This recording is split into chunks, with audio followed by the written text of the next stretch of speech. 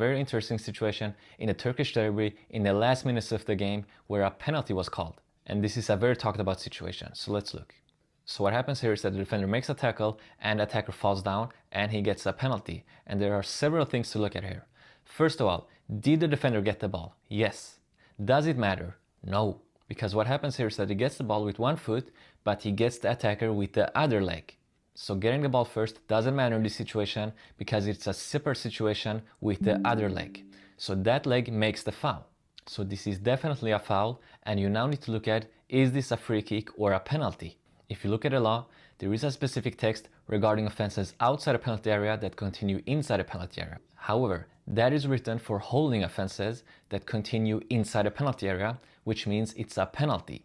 However, that doesn't mean it's only for holding offenses.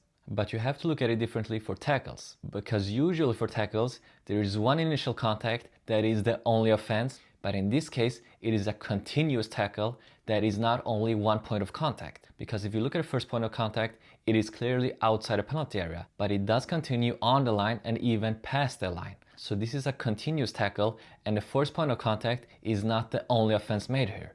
It continues inside a penalty area. So the contact made in the penalty area is also an offense here. So that means that there was also a foul made in the penalty area.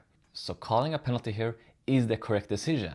And a yellow card was given here, and it was for a reckless challenge. Since there was another defender, this was not dogged so. However, since it was a reckless challenge, it is still a yellow card because this was a tackle from behind with high force that showed disregard to the danger to the opponent. So this is a yellow card for reckless challenge, and a penalty is the correct decision here.